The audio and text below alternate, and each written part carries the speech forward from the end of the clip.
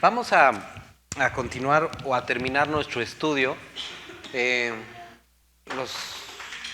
Nos quedamos la semana pasada en el capítulo número 5 y nos quedamos en el último versículo. Nos faltó un solo versículo para terminar nuestro estudio en Juan.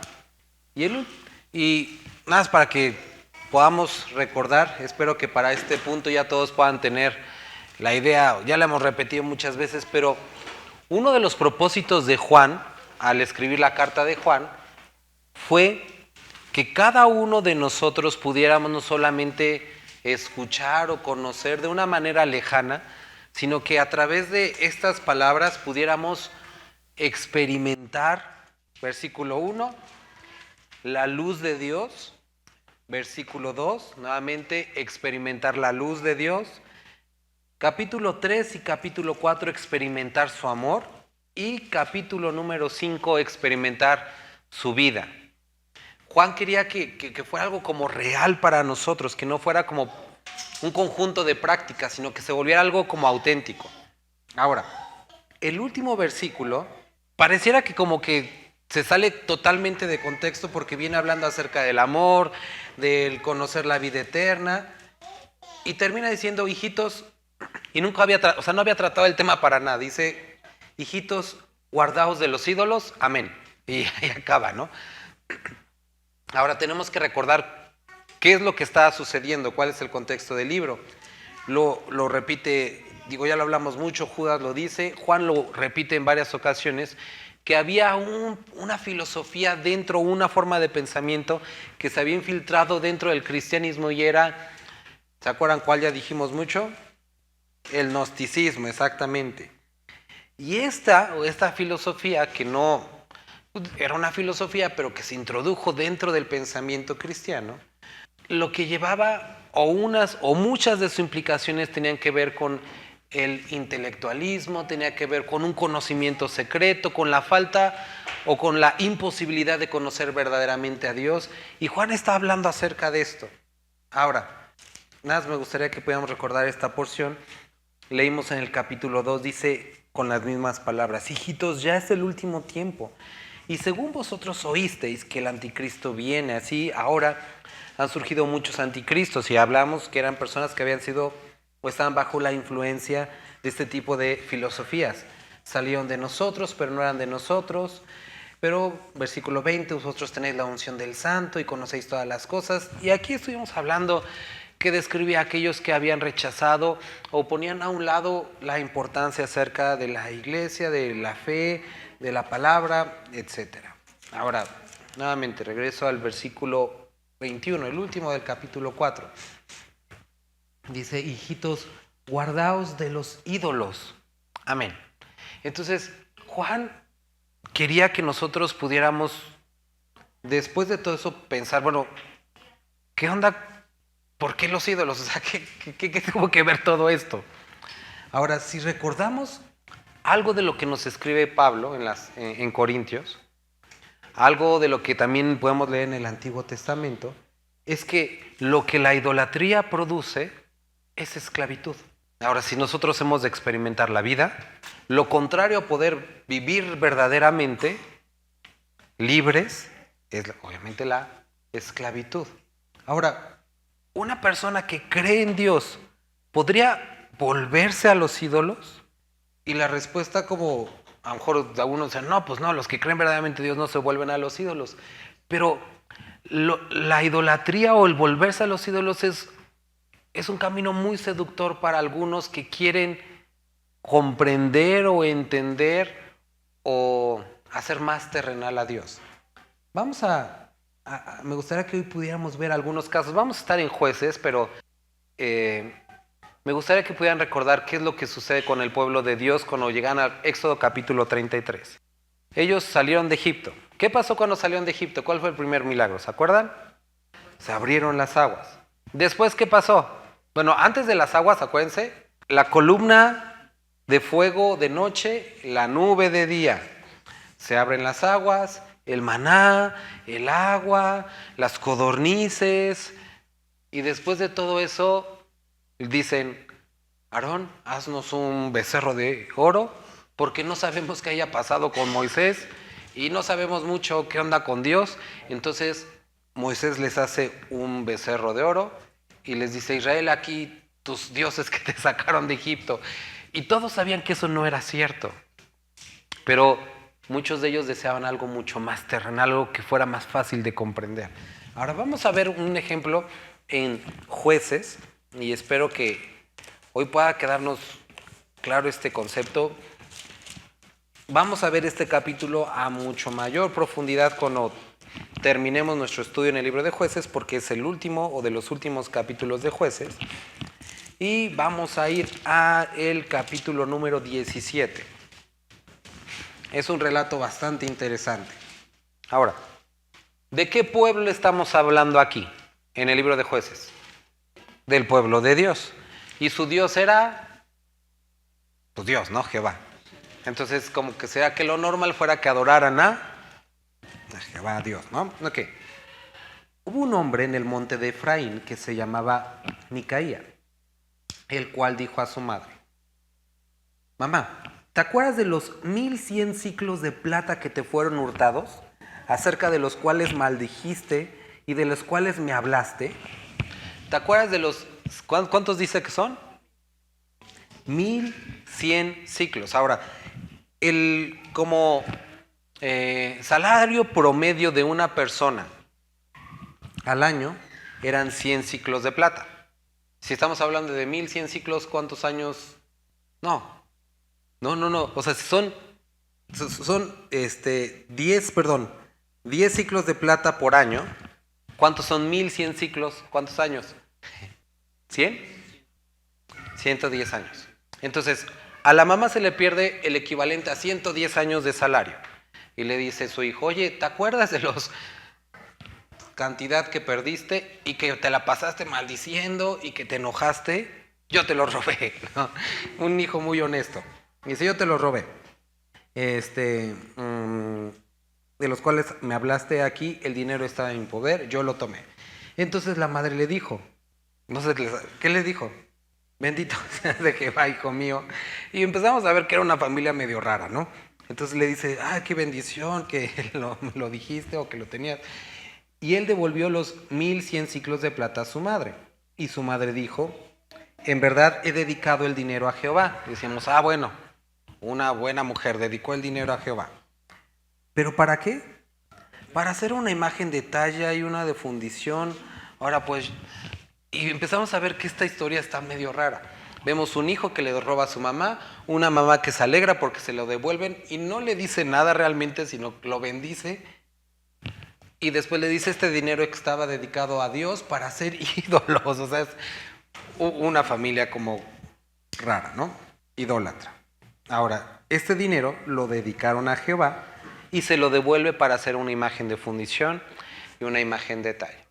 Entonces, no quiero como tardarme tanto aquí describiendo esto, después lo vamos a ver, pero algunos o muchos de los estudiosos han llegado a la conclusión que estas palabras a lo que se referían era dos opciones. La más como obvia era unos ídolos cualquiera, los ídolos de Canaán, u otros han, a través de la forma en la que se describen las palabras, llegado a describir que lo que ellos estaban implicando que iban a hacer o que querían hacer era una réplica del arca del pacto, y una réplica de los mandamientos, la imagen de talla, el arca del pacto, y la imagen de fundición, una réplica de los mandamientos. Después vamos a hablar acerca de toda la evidencia acerca de esto, ¿no? Vamos a dejar lo que puede ser una u otra. Pero entonces ellos hacen esto. Ahora, vemos el siguiente versículo. Dice, mas él devolvió el dinero a su madre y tomó de su madre 200 ciclos de plata y las dio al fundidor, quien hizo de ellos una imagen de talla y una de fundición, la cual fue puesta en la casa de Micaía. Y este hombre, Micaía, tuvo casa de dioses e hizo efod, terafines y consagró a uno de sus hijos para que fuera su sacerdote. Entonces vemos que está bien como revuelta la historia. Está este hombre que primero le roba a su mamá, la mamá le da dinero del que le robó, hacen esta imagen que pudiera ser, ya dijimos, una réplica del Arca del Pacto, sus 10 mandamientos, pero aparte dice que tenía una casa de dioses, entonces no eran los únicos como artificios o los únicos ídolos que tenía ahí, sino que en su colección de ídolos había agregado, también nos describe aquí, terafines, y los terafines básicamente lo que eran es que en el pasado tenían estas como tablas de arcilla en las que cuando un padre heredaba algo a su hijo, en esa tabla de arcilla como que escribía el testamento o el título de propiedad de algún bien o específicamente de algún terreno, ¿no? Pero lo que sucedió después es que para que se viera esto más bonito y también para poder recordar a los padres, ya no eran tablas, sino se hacía una imagen del padre, y esa imagen del padre representaba o recordaba la posesión de un terreno. Entonces, aquel que tenía los terafines o estas imágenes familiares eran dueños de la herencia. Por eso podemos entender un poquito en el libro de Génesis cuando Raquel se roba los terafines de su padre y su padre va a perseguirla porque implicaba la posesión de alguna heredad, ¿sale? Entonces tenía estas réplicas, los terafines, un efod. ¿Qué era el efod? ¿Se acuerdan? Tenía que ver con la vestimenta del sacerdote, del sumo sacerdote. Entonces vemos que este hombre como que quería o tenía una imagen medio bíblica, vamos a decir, dentro de toda su colección de cosas. ¿Ok? Un efod, terafines, y consagró a uno de sus hijos para que fuera su sacerdote. En aquellos, y dice que consagró a uno de sus hijos para que fuera su sacerdote. ¿Quién era o cómo es que se elegían los sacerdotes en esa época? Primera cosa, no cualquier persona podía llegar a ser un sacerdote. Tenía que pertenecer uno a una familia en especial. Segundo, ¿quién los llamaba o quién los consagraba? Dios levantaba a los sacerdotes y eran consagrados por el sumo sacerdote, eran consagrados por Dios, ¿sale? Entonces, ¿cómo se llama?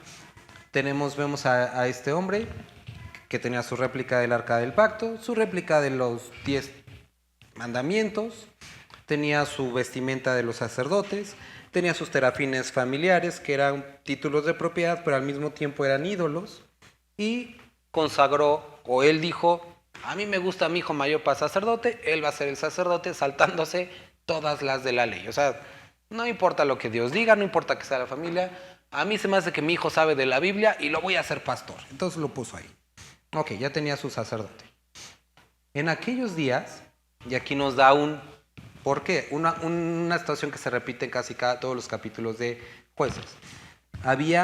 En aquellos días no había rey en Israel y cada uno hacía lo que bien le parecía. Entonces, este versículo nos está recordando que esta actitud no era normal. Por si alguien dice, pues es normal. No, no era normal. Era producto de la invención de este hombre. Estaba haciendo lo que le parecía. Ahora, el hecho de que hubiera un efod, es decir, ellos sabían y conocían cuál debía ser la vestimenta de los sacerdotes. El hecho de que él pensara que necesitaba un sacerdote, evidenciaba que él sabía que había sacerdotes. Y así con cada uno de los elementos. Ellos conocían, pero habían decidido hacer lo que bien les parecía. ¿Vale? Ahora, había un joven de Belén de Judá. Entonces, dejamos a Micaía en su casita con toda su iglesia en su casa, ya bien montada. Y continuamos con otra historia. Había un joven, no nos dice su nombre, de Belén de Judá, de la tribu de Judá, y él dice que era ¿qué? Él sí era levita. Es decir, él podía ser sacerdote porque pertenecía a esta familia. Ahora, el asunto de este joven, dice que era levita y forastero allí. Este hombre partió de la ciudad de Belén de Judá para ir a vivir donde pudiera encontrar lugar. Y llegando en su camino al monte de Efraín, vino a casa de Micaía.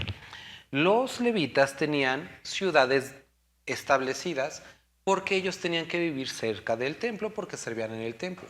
Eso quiere decir que este joven había abandonado el templo para irse a buscar suerte en los United States, ¿no? Entonces había buscado otra forma de generar ingresos. Había abandonado su llamado y entonces estaba buscando a ver que le deparara el destino. Cada quien hacía lo que bien le parecía. Ahora, llega a la casa de Micaía, el de la historia anterior, y ¿qué es lo que sucede aquí? Micaía le pregunta, ¿de dónde vienes? Y el levita le respondió, soy de Belén, de Judá, y voy a vivir donde pueda encontrar lugar. Entonces no tenía ni plan, no tenía propósito, realmente lo que cayera era bueno, ¿sale? Entonces Micaía le dijo, quédate en mi casa, y serás para mí padre y sacerdote, y yo te daré 10 ciclos de plata por año, vestido, comida, y el levita se quedó. Entonces Micaía le dice, mira, te propongo prestaciones superiores a las de la ley, vestido, uniforme, comida, y vas a ser para mí sacerdote. O sea, yo te voy a contratar. Él, quiero que veas esto, era sacerdote, pero los sacerdotes, ¿de quién eran sacerdotes? De Dios, ¿no? Pero ahora él empeña esta profesión al mejor postor, a un hombre cualquiera. Ahora, obviamente, ¿en dónde iba a oficiar este levita? En la casa de Micaía, junto a los terafines, junto al efod, junto a la imagen de talla y a la imagen de fundición. Esa iba a ser su iglesia. ¿Sale? Cualquier hombre de fe, cualquier hombre celoso de la ley hubiera dicho, esto es idolatría, está bastante mal. Pero el versículo 11, ¿qué nos dice? ¿Alguien lo puede leer? El versículo 11. Entonces, le gustó, dijo, eso está bien. No se incomodó en lo absoluto. Este hombre, por ser levita, ¿conocía la ley? Sí la conocía, porque era así como, era ley conocer la ley. Desde los 12 años, ellos como levitas entraban y se ponían bajo el estudio de alguno de los sacerdotes y les enseñaban la ley, los profetas. Ellos conocían, eran personas que conocían. Pero ve todo esto y no le incomoda en lo absoluto. ¿Por qué? Porque su motivación, su deseo era un lugar para quedarme, un techo, algo con que llenar la panza, un salario. Tengo eso, estoy bien. ¿Okay? Y Micaía consagró al levita, donde quien lo debería de haber consagrado era Dios y el sumo sacerdote, y aquel joven le servía de sacerdote y permaneció en casa de Micaía. Y Micaía dijo, ¿por qué tengo un levita de sacerdote? O sea, sé que las cosas van a ir bien porque ya tengo aquí un sacerdote. Ya tengo completa mi colección. Tengo mi efod, tengo mi arca del pacto, mis 10 mandamientos, el dinero que me va a dar mi familia y ya tengo mi parte de religión. Estamos bien. Y tristemente, ahí acaba la historia. Y nos quedamos como, ¿qué pasó con esto? Vamos a seguir al siguiente capítulo. En aquellos días, nos los vuelvo a repetir, no había rey en Israel. Y en aquellos días la tribu de Dan buscaba posesión para así donde habitar, porque hasta entonces no había tenido posesión entre las tribus de Israel. Entonces vemos que la tribu de Dan no había tomado posesión de lo que Dios le había dado, es decir, no habían hecho lo que Dios les pidió y estaban buscando otro lugar. Dios les da un lugar, pero dice, no nos gusta mucho, vamos a buscar otro lugar más diferente, algo diferente. Y los hijos de Dan enviaron de la tribu de Israel, tribu 5 hombres, entre ellos hombres valientes de Zora Estol, para que reconociesen y explorasen. Entonces van hasta el monte de Efraín, llegan hasta la casa de Micaía y ahí se quedan. Y cuando estaban cerca de la casa de Micaía, reconocieron la voz de el joven levita. Eso quiere decir que este levita ya había andado por todas partes. Ya lo conocían. Y entonces escuchan la voz y dicen, pues es este cuate que andaba en el otro lugar. Entonces, ¿qué es lo que sucede? Le preguntaron, oye, ¿y qué onda? ¿Qué haces por aquí? Él le respondió, de esta y de esta manera ha hecho conmigo Micaía y me ha tomado para que sea su sacerdote. Y ellos le dijeron, pregunta pues ahora a Dios para que sepamos si ha de prosperar este viaje. ¿Qué hacemos? Y el sacerdote les respondió, id en paz, delante de Jehová está vuestro camino, ¿en qué andáis? Entonces estos cuates dicen, pues qué chido que ya tienes tu iglesia, qué bueno. Oye, pues un favorcito ahorita que ya tienes tu iglesia, pregúntale a Dios si está bien que busquemos un lugar diferente al que Él nos dijo. O sea, Dios nos dijo acá, pero queremos ver si Dios nos puede decir otra cosa mejor. Y él nunca se dice que le pregunte a Dios, sino simplemente le dice, sí, su camino está bien. O sea, un hombre extraviado obviamente da una dirección extraviada, ¿no? Y dice, vayan en paz, su camino estará ante Jehová. Entonces aquellos 5 hombres salieron Vinieron a Lais, vinieron que el pueblo que habitaba en ella estaba seguro, ocioso, confiado, conforme a la costumbre de los de Sidón. Y aquí estas palabras los animo a que las puedan subrayar, porque será la forma en la que ellos o todo el pueblo estaba actuando, confiado, ocioso, y así habitaba, sin que nadie en aquella región les perturbase en cosa alguna, ni hablaba quien poseía del reino, y estaban lejos de los sidonios y no tenían negocios con nadie. Volviendo pues ellos a sus hermanos en Sora y Estol, sus hermanos le dijeron, entonces ya fueron a espiar y todo eso, retachan, y dice, oye, ¿qué onda? Y ellos respondieron, levantémonos, subamos contra ellos, porque nosotros hemos explorado la región y hemos visto que es buena. Entonces van, conquistan ese lugar, y dice versículo 12, fueron y acamparon en Kiriat Jearim, por lo cual llamaron a aquel lugar el campamento Dan hasta hoy, hasta el occidente de Kiriat Jearim. Y de allí pasaron al monte de Efraín, y vinieron, o sea, retacharon a la casa de Micaía. Entonces aquellos 5 hombres que habían ido a reconocer la tierra de Lais, dijeron a sus hermanos, oigan, por cierto, ¿sabían ustedes que en esta casa, en una de estas casas, hay un efod, hay terafines, y una imagen de talla y una de fundición? Mirad, por tanto, lo que habéis de hacer. Cuando llegaron allá, vinieron a la casa del joven levita, en casa de Micaía, y le preguntaron cómo estaba. Y los 600 hombres que eran de los hijos de Dan estaban armados de sus armas de guerra a la entrada de la puerta. Entonces, en otras palabras, le dijeron la clásica frase, ya te la sabes, ¿no? Y subiendo los 5 hombres que habían ido a reconocer la tierra, entraron allá, tomaron la imagen de talla, el efod, los terafines y las imágenes de fundición, mientras estaba el sacerdote a la entrada de la puerta, con los 600 hombres armados de armas de guerra. Entrando pues aquellos en la casa de Micaía, tomaron la imagen de talla, el efod, los terafines, la imagen de fundición, y el sacerdote les dijo, ¿qué están haciendo? Y ellos le dijeron, calla, pon la mano sobre tu boca y vente con nosotros para que seas nuestro padre y sacerdote. Es mejor que tú seas sacerdote de una casa o de una tribu entera. ¿Y qué hizo el sacerdote? ¿Fue fiel? No, dice, se alegró el corazón del sacerdote, el cual también se robó el efod, se robó los terafines, la imagen, y se llevó y se fue en medio del pueblo. Entonces, se robaron el efod, los terafines, y hasta el sacerdote se robaron, y el sacerdote participó. Cuando ya se habían alejado de la casa de Micaía, y los hombres que habitaban en las casas cercanas, bueno, le dijeron a Micaía, oye, se acaban de robar todas tus cosas. Micaía va en la persecución de todos estos hombres y los alcanza, y llega, versículo 23, y dando voces a los de Dan, estos se voltearon y le dijeron a Micaía, ¿qué tienes? ¿Que has juntado gente? O sea, están los 600 armados, viene Micaía también con su gente. Él les dijo, oigan, ¿por qué me robaron mis dioses? Lo cual es bastante como de risa, ¿no? ¿Por qué me robaron mis dioses que yo hice? Y al sacerdote. Entonces me robaron mis dioses y me robaron a mi sacerdote. Y aparte ya se van. Y entonces, ¿qué me queda a mí? ¿Por qué pues me dicen que tengo? Obvio, me robaron mis cosas. Y los hijos de Dan le dijeron, no des voces tras nosotros, no sea que los de ánimo colérico os acometan y pierdas también tu vida. O sea, bien rudos la gente, ¿no? Y a la venida de los tuyos, y prosiguieron los hijos de Dan su camino, y Micaía, viendo que eran más fuertes que él, volvió de regreso a su casa. Y ahí vemos esta triste historia. Ahora, ¿qué tiene que ver esto con la idolatría? Creo que, podemos ver que bastante obvio. Pero me gustaría poder organizar esto en algunos puntos. Número 1, que nosotros, algo que tenemos que aprender de este capítulo y que está relacionado con lo que hemos visto en Juan.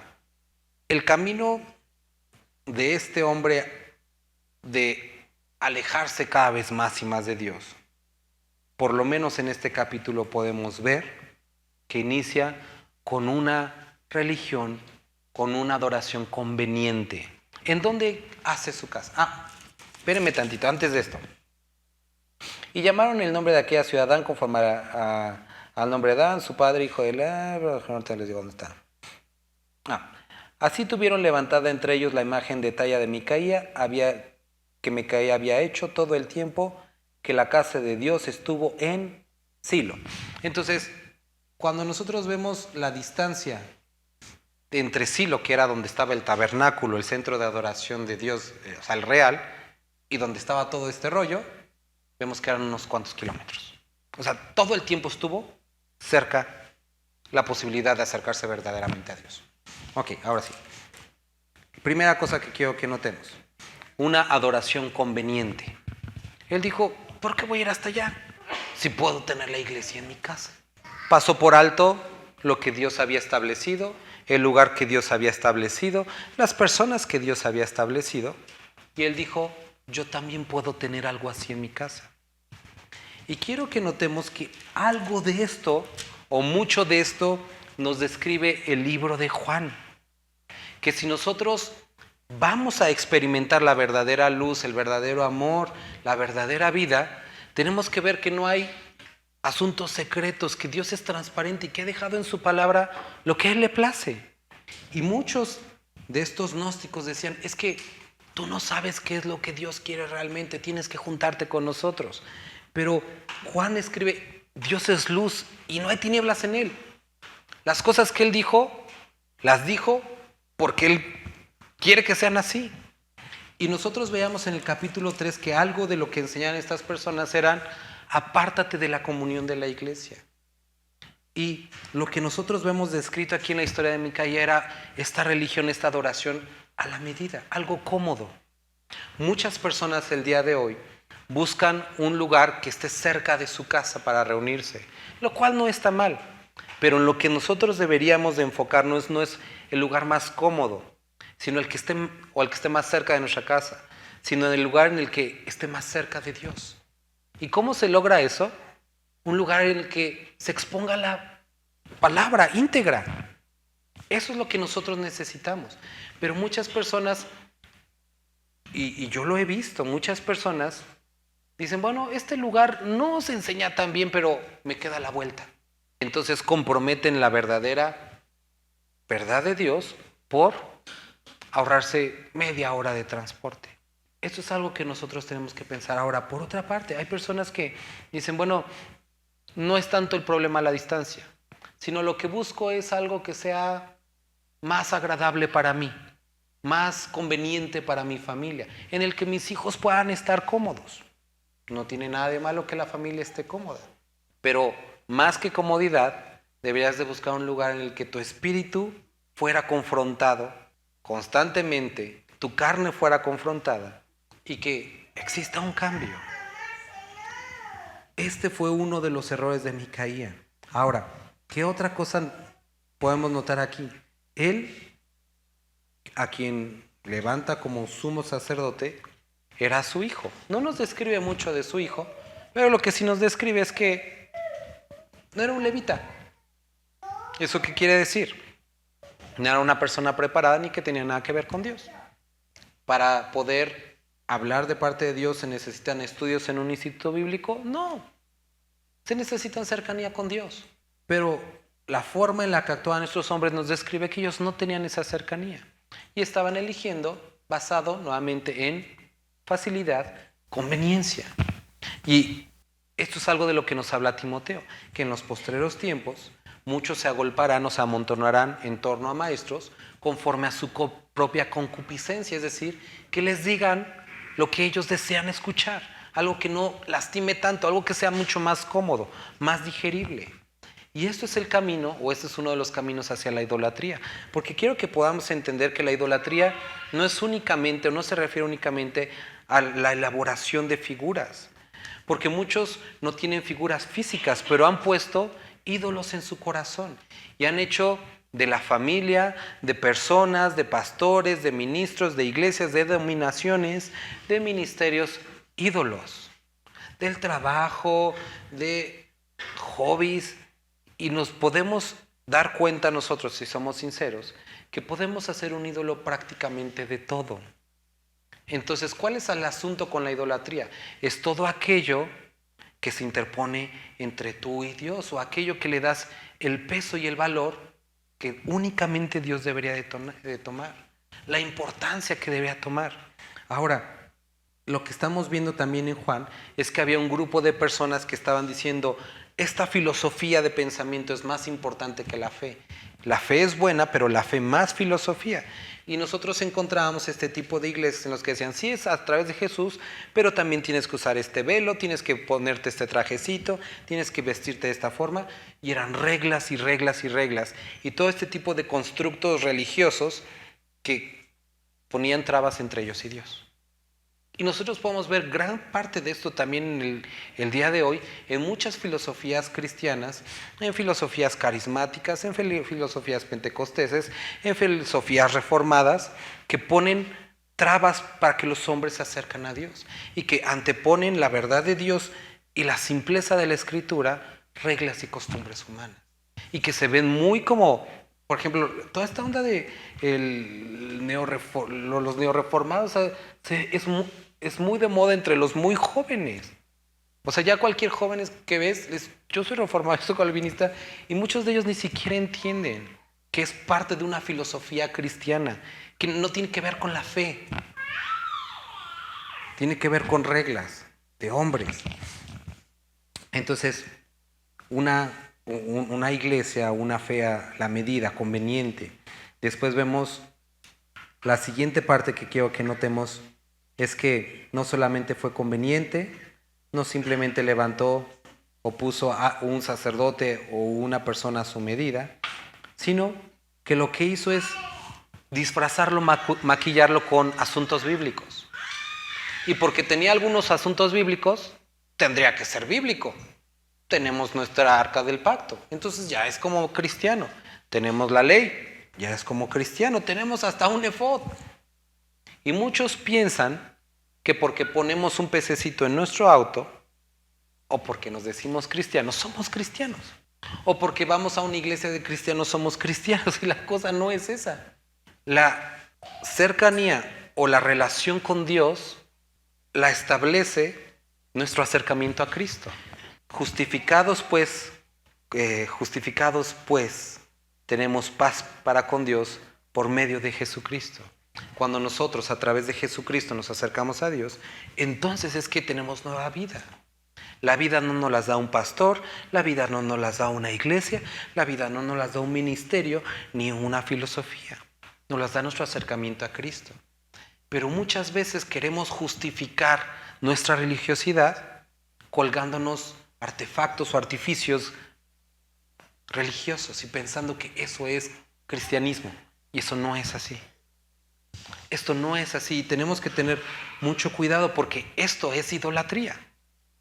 Decía Spurgeon, él decía que los domingos era uno de los días en los que más idolatría existía, y algunos le preguntaban por qué. Porque se reúnen alrededor del mundo cientos de miles de personas a adorar a un Dios que no conocen. Y esto es cierto en muchas iglesias cristianas. Personas que se acercan a adorar a un Dios que no conocen. Y a lo mejor a veces a un Dios que han hecho a su medida. Y hay personas que dicen, es que yo adoro a Jesús a mi forma. Y eso es ridículo. No se puede adorar a Jesús a tu forma. Lo tienes que adorar a su forma. Porque cuando lo has hecho a tu forma, es tu religión, es tu Cristo, pero no es el de las Escrituras. Y necesitamos volvernos a Él. Ahora, otra de las cosas que quiero que veamos aquí es que sí había cosas bíblicas o había cosas de la ley, pero también había cosas de la cultura. Tenían sus terafines. Entonces, ¿qué es lo que sucede con muchos que se pelean con algunos cristianos y dicen, yo ya no voy a estar a esa iglesia, me voy a ir a hacer mi propia iglesia, y en esta iglesia nosotros vamos a hacer esto que allá no se hacía? Y entonces agregan a las prácticas religiosas algo que para ellos es valioso y es importante. Allá no tenían amor, aquí vamos a tener amor. Allá no permitían hacer esto, aquí lo vamos a hacer. Y entonces introducen a sus prácticas religiosas algo que para ellos es culturalmente relevante. Ahora, ¿qué es o cuál es el problema con esto? Es que estamos cayendo en esto que se puede describir como sincretismo. El combinar o el mezclar la fe con prácticas culturales, o prácticas de otras religiones, o prácticas de otras filosofías. Y entonces esta ya no es la fe verdadera, la fe pura. ¿Qué es lo que hacemos? Y que tenemos que tener cuidado, que muchos el día de hoy basamos nuestra experiencia en Dios o dirigimos nuestra experiencia en Dios como un conjunto de todas nuestras experiencias. Pero tenemos que, si vamos a volvernos a Dios, renunciar a todo eso y permitir que Dios nos enseñe cuál es el camino por el cual hemos de andar. Vuelvo a repetir, eso es muy importante. Moisés, Éxodo capítulo 34, después de que Moisés saca al pueblo de Egipto y se encuentra con Dios en el monte Sinaí, ¿cuántos años tenía Moisés? ¿Te acuerdas? Como 80. Ahora, ¿desde qué edad Dios llamó a Moisés? Él sale de Egipto y él está, acuérdense, un tiempo en el desierto, vela esto de la zarza ardiente, saca al pueblo de Dios y después vagan 40 años en el desierto. Es decir, tenía más de 40 años conociendo a Dios. Y después de 40 años de conocer a Dios, Moisés le dice a Dios, si he hallado gracia en tus ojos, capítulo 34 de Éxodo, si he hallado gracia en tus ojos, muéstrame el camino por el cual debo de andar. O sea, después de 40 años Moisés le dice, quiero que me sigas mostrando cuál es el camino. Y después, quiero conocerte. Y uno dice, ¿que no lo conocía? Por supuesto, él había abierto el mar, había hecho sus milagros, había recibido la ley, pero él decía, necesito conocerte más. Esto es algo que un creyente debe de anhelar. Y Pablo lo describe con otras palabras. Le dice que anhelemos como los niños la leche espiritual. Que anhelemos la palabra de Dios para poder conocerlo. Entonces no se trata de tus experiencias, no se trata de lo que tú hayas recolectado de muchas vivencias. Cuando vienes a Cristo es renunciar a todo eso y decir, Dios, dejo todo eso atrás y quiero conocerte a ti. Encontramos en el Antiguo Testamento, dice, de oídas te había oído, mas ahora mis ojos te ven. O sea, tenía una idea de quién eras, pero ahora te conozco. Y eso es el punto que vamos a llegar, porque también la Escritura nos dice que ahora en Cristo somos nuevas criaturas y que las cosas viejas pasaron. Entonces necesitamos dejar lo viejo atrás, lo que éramos atrás, y aprender de nuevo en Cristo. Los discípulos, después de una vida de prácticas religiosas, no malas, pero finalmente prácticas religiosas. Desde los 12 años se les había enseñado a orar. Y hemos hablado mucho de la oración de los judíos. Oraban 5 veces en la mañana, en la tarde y en la noche. Y eran oraciones que recitaban salmos enteros. Después de toda esa estructura religiosa muy bien definida en sus vidas, llegan y conocen a Cristo y le dicen, Jesús, enséñanos a orar. Todo eso no me sirve. Quiero que tú me enseñes a hacer algo como tú quieres. Entonces, ¿qué es lo que nosotros estamos viendo aquí? Un hombre que está tratando de mezclar esta adoración con Dios conveniente en su casa, con lo familiar, y empieza a meter cosas culturales, y es el camino hacia la idolatría, hacia fabricar una religión a medida y un Dios a medida. Y Jeremías nos dice que el asunto de los dioses a medida es que nos salvan y utiliza estas palabras, si lo quieres leer, ahorita leemos este capítulo de Jeremías, pero dice, son farsas, porque no ven, porque no hablan y porque no oyen. Entonces, cosas culturales, cosas familiares, conveniencia. ¿Qué es lo que sucede después? Lo que nosotros vemos después es que cuando ya estamos llegando al final del capítulo, cuando viene el momento de la dificultad en el que viene un ejército a robarle sus cosas a Micaía, ni su terafín, ni su efod, ni su réplica del arca, ni sus tablas de la ley, ni el levita pudo hacer nada por él. Y ese es el asunto de la religión a medida, de la práctica religiosa a medida, que en el momento de la dificultad nos salva. Y eso es algo que tú y yo debemos de entender. Efesios nos dice que todos, buenos, malos, creyentes, no creyentes, vamos a experimentar momentos difíciles. Ninguno nos salvamos de momentos difíciles, ninguno. Pero Efesios nos dice, vestíos de toda la armadura de Dios, para que cuando venga el día malo, porque va a venir, puedas estar firme. Pero vemos que Micaía llegó a la triste conclusión de, ¿y qué tengo yo ahora?